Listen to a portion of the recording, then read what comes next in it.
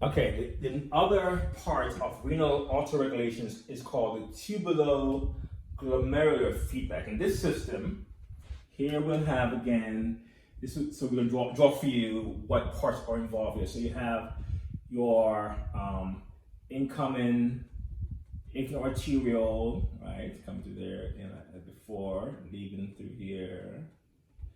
And then you have your capsule around it, woman's capsule. All right, woman's capsule. Flowing into your PCT, then your LOH, and then up here and out to your DCT, okay? So let's follow the LOH a little bit. So here, going in the loop, and up, and out. So at some point, the ascending limb of the LOH comes into proximity with the incoming afferent arteriole, and also the glomerulus, the glomerulus, and this entire structure right here. This structure referred to as your juxtaglomerular apparatus. It's involved in this system. Okay, so let's follow.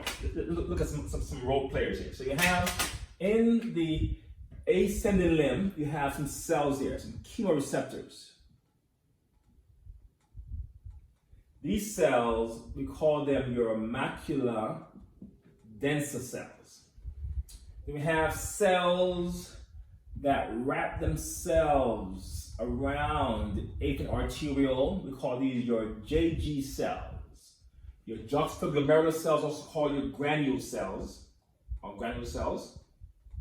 Then you also have cells that are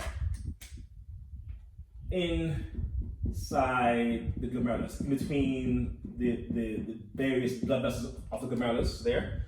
We call these cells here, are called your mesangial cells. So you have 3 cells to keep track of, okay? So this is how it works. Again, this is mostly used in response to high blood pressure, because high blood pressure leads to higher GFR. So here we go. Step 1 is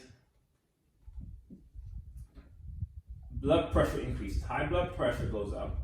Blood pressure goes up, which again leads to high GFR. So with the higher GFR, when the filtrate gets up here to pass your macula densa cells, your MD cells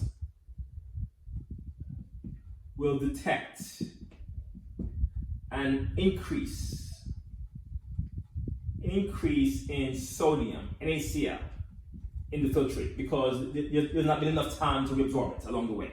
So you have higher levels of NaCl arriving here at your MD cells. So here you have high NaCl being picked up by your MD cells. And the MD cells, step 3,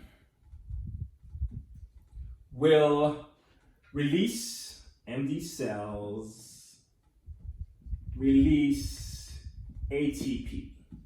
Yes, ATP. Then ATP, step 4, the MD cell release ATP. Let's put it right here. And the ATP will be metabolized. So then your mesangial cells metabolize, break it down, ATP to adenosine. That's step 4. So ATP is broken down, goes here, and gets broken down to adenosine. It's kind of messy here. Adenosine, okay. And then step 5, your adenosine will trigger your JG cells to constrict. So adenosine trigger JG cells trigger your juxtaglomerular cells to vasoconstrict the afferent arteriole. So they clamp down on the afferent arteriole. Also here, you can probably call it 5B, your mesangial cells also expand to limit blood flow. Once it's expanded out, they limit how much blood flows through the glomerulus, limit blood flow through glomerulus, and both effects of 5B and 5A and 5B will lead to a drop in GFR. So regardless of what the blood pressure is doing outside, it doesn't matter. The kidney can control the GFR this way. Okay, so that's the tubuloglomerular feedback. Increased blood pressure systemically will cause GFR to go up in the kidneys. That will cause NaCl levels to be higher than normal, and that will be detected by your MD cells. They in turn make ATP, which is broken down by your mesangial cells to adenosine, which in turn triggers your JG cells to squeeze the afferent arteriole. That way, less blood comes in and GFR goes down. Okay, so that is how you control your GFR in response to high blood pressure. Pause.